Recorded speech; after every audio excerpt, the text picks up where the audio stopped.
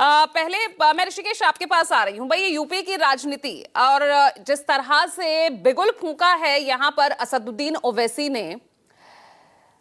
मकसद यहां पर चाहे विपक्ष का हो या असदुद्दीन ओवैसी जिस तरह से जता रहे हैं, वो सीधा कह रहे हैं भाई सीधा यहां पर है बीजेपी को हराना एक मकसद है, इसके लिए एकजुट होना होगा। उधर इसी बात को लेकर सपा कांग्रेस का गठबंधन बढ़ता हुआ दिख रहा है। ये यूपी की राजनीति आखिर इस मुस्लिम फैक्टर को देखते हुए कहां जाती नजर आ रही है? पूजा, देखिए, लोग सवाल पूछ रहे हैं कि असदुद्दीन ओवैसी आखिर बहराइच से ही अपनी रैली की शुरुआत क्यों कर रहे हैं। पूर्वी यूपी का जो पार्ट है और वो तब वहाँ उन्होंने उस जगह को चुना जब हाल के दिनों में जो अनिल राजभर मंत्री हैं और वहाँ पे जो हाजी की दरगाह है जो, और उसके नीचे सूरज कुंड होने की बात हुई और उसको लेकर चिट्ठी लिखी गई। और पूर्वी उत्तर प्रदेश में वो एक सबसे बड़ा हॉट पॉइंट, जैसे संबल पश्चिमी उत्तर प्रदेश में है उसी तरीके से पूर्वी उत्तर प्रदेश में बहराइच है। और वहाँ पे असदुद्दीन ओवैसी ने क्यों वहाँ पे रैली शुरुआत की, और जब 8 महीने का वक्त है, असदुद्दीन ओवैसी आमतौर पर जब उनकी एंट्री होती है तो आखिरी के 2 महीने या 3 महीने पहले उनकी एंट्री होती है। पश्चिम बंगाल आप देखें, बिहार देखें, उत्तर प्रदेश देखें। दूसरी बात यह पूजा की पिछले बार जो असदुद्दीन ओवैसी है उन्होंने तकरीबन 95 या 96 सीटों पर विधानसभा का चुनाव लड़ा था। 2022 की मैं बात कर रहा हूं, और उनमें एक भी सफलता उनको नहीं मिली। 1% से भी कम वोट मिले, 0.48 या 0.49% वोट का उनका आंकड़ा था।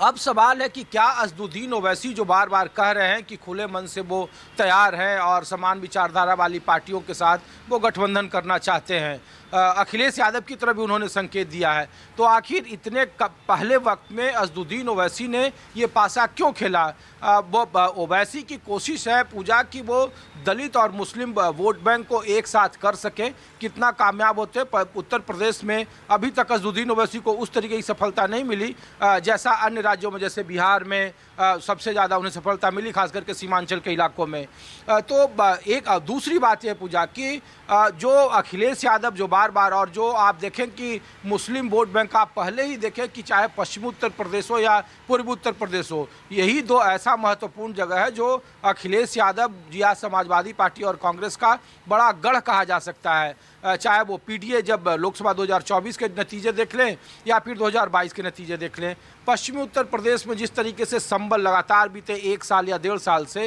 लगातार हॉट बना हुआ है और 80 बनाम 20 की राजनीति यहाँ परवान चढ़ी हुई है। यहाँ पे जो पूरे पश्चिमी उत्तर प्रदेश की राजनीति फिलहाल है वो 80 बनाम 20 के लिए लगातार कोशिश चल रही है। आप संबल की घटना देख लें, हाल के दिनों में चाहे वो नमाज को लेकर के आप देख लें, कई तरह की सुर्खियों बटोर चुकी है। अब सवाल है कि 20%, तकरीबन 18 या 19% के आसपास मुस्लिम और 8 या 9% के पास यादव वोट, ये मिलाकर कुल जो आंकड़ा होता है वो 26 या 27% के आसपास होता है। और अखिलेश यादव का जो वोट परसेंटेज है 24 या 25% के आसपास वोट टिकते हैं। 2022 में चूंकि असदुद्दीन ओवैसी क्यों ये कह रहे हैं और उनके फैक्टर का क्या मायने है, इसलिए मैं ये समीकरण बता रहा था आपको। आरएलडी 2022 में इनके साथ लड़ी थी, जाट और मुस्लिम का कॉम्बिनेशन रहा था। 2014 के बाद वो कॉम्बिनेशन टूट गया था, और इसीलिए अब चूंकि आरएलडी बीजेपी के साथ है तो पश्चिमी उत्तर प्रदेश में जब मुस्लिम या 80 बनाम 20 की राजनीति होती है तो यहाँ असदुद्दीन ओवैसी कितना बड़े फैक्टर होंगे, और उन्होंने इन इलाकों में क्यों नहीं चुना पहली रैली को लेकर के, क्योंकि उन पर भी कई तरह के सवालिया निशान उठ रहे हैं कि जब मुस्लिमों को लेकर के इतने बड़े काम हो रहे थे, बुलडोजर की कार्रवाई, संबल का जो घटना है, आर्कोलॉजी का जो सर्वे हो रहा था, तो फिर वो उधर का रास्ता क्यों चुना? मकसद साफ है कि जो नॉन यादव वोट है पूजा, तकरीबन 45 या 46% के आसपास उत्तर प्रदेश में है, और उसमें से 8 या 9% यादव हटा लें तो 34-35% पर कंप्लीट एनडीए का कब्जा है, भारतीय जनता पार्टी का कब्जा है। और वो सिर्फ एक तरफा नहीं है, उसमें सारे दल हैं। अनुप्रिया पटेल कुर्मी और जो पटेल समुदाय का उसको रिप्रेजेंट करती हैं, वो उनके साथ हैं। पिछले बार अखिलेश यादव के साथ उनकी बहन को उन्होंने लाया था, लेकिन वो भी विधानसभा के बाद वो बीजेपी के साथ चली गई हैं। ओम प्रकाश राजभर को 16-17 सीटें दी थी, जो सुहेल देव पार्टी, और जिसका जिक्र नॉन यादव ओबीसी में जो सबसे ज़्यादा महत्वपूर्ण पूर्वांचल में है, वो अब भारतीय जनता पार्टी के साथ है। निषाद, बेलदार, बिंद जो कहा जा रहा है, जो पीडीए जिसको लेकर एक सफल सफल प्रयोग किया था संजय निषाद, वो भारतीय जनता पार्टी के साथ है। तो नॉन यादव जो ओबीसी की राजनीति भारतीय जनता पार्टी कर रहे हैं और यही उनकी सबसे बड़ी ताकत रही है 2017 के बाद, 2014 के बाद आप कह सकते हैं लोकसभा के बाद, लेकिन 17 के बाद जब सत्ता में आई तो नॉन यादव ओबीसी का जो 35-36% वोट है उस पर एक मुश्त कब्जा है भारतीय जनता पार्टी का। और देखिए 27% और 35% में कितना अंतर है, उसमें सवर्ण का मैं वोट नहीं कर रहा हूँ पूजा, और वो अंतर तकरीबन 48 या 50% के आसपास चला जाता है। अब असदुद्दीन ओवैसी अगर वो आ रहे हैं तो सिर्फ और सिर्फ अखिलेश यादव का खेल खराब करने के लिए भारतीय जनता पार्टी को लगता है कि जो पश्चिम बंगाल में हालत हुई, जो बिहार में हालत हुई, कि पहले के मुकाबले विपक्षी पार्टियां और कमज़ोर प्रदर्शन करें या उनका स्वीप कर जाए, जैसे महाराष्ट्र में हुआ, तो वैसे ही ये कोशिश जरूर है असदुद्दीन ओवैसी के आने के बाद। एक जो सबसे बड़ा फ़ायदा भारतीय जनता पार्टी को या फिर महागठबंधन को दिख रहा है वो ये है कि ऐसा नहीं कि अगर ओवैसी वोट का बंटवारा करें तो फिर वो स्वीप जैसी स्थिति है। 110 या 11 सीटें पिछली बार समाजवादी पार्टी जीती थी जब आरएलडी साथ थे, उधर सुहेल देव पार्टी ओम प्रकाश राजभर साथ थे, अनुप्रिया पटेल की बहन को साधा था उन्होंने, और एक कोशिश की थी, कांग्रेस नहीं थी। इस बार कांग्रेस और वो दोनों मिलकर चुनाव लड़ रहे हैं, तो क्या मुस्लिम और यादव वोटों पर उनकी डिपेंडेंसी ज़्यादा है। तो जब सारे एनडीए के साथ जो उनके नॉन यादव ओबीसी वोटर के छत्र, उनके वोटर जब सब लोग उधर हैं, साक्य हो या फिर अन्य हो, जितने भी आप जिसको जोड़ रहे हो,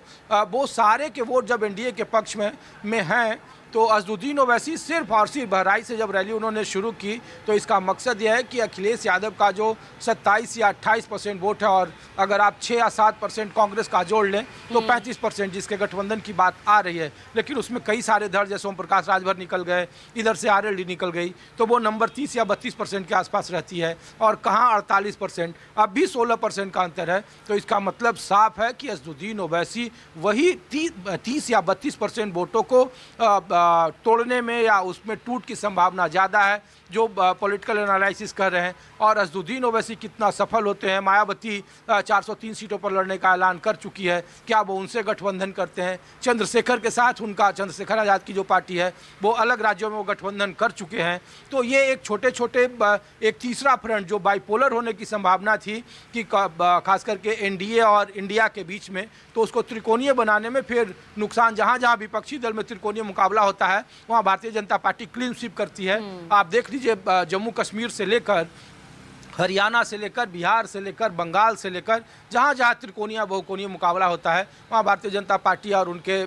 एनडीए अलायंस का कोई मुकाबला नहीं है, और वो बिल्कुल स्वीप करने वाली स्थिति में होती है। उत्तर प्रदेश की राजनीति में भी असदुद्दीन ओवैसी की इस रैली के बाद अगर वो त्रिकोणीय या बहुकोणीय मुकाबला में तब्दील हुआ, बीएसपी भले ही चुनाव लड़े लेकिन एक भी उसे सफलता नहीं मिली है, अगर वो बहुकोणीय हुआ कि वो बीएसपी, असदुद्दीन ओवैसी, चंद्रशेखर अलग अलग लड़ते हैं और छोटे छोटे मिलकर वो कोई मोर्चा बनाते हैं और त्रिकोणीय और बहुकोणीय अगर मुकाबला होता है, तो अब तक का जो पॉलिटिकल एनालिसिस रहा है, जो सीटों की संख्या और स्वीप की स्थिति रही है, उसमें भारतीय जनता पार्टी को क्लीन स्वीप मिला है, बम्पर मेजोरिटी मिली है।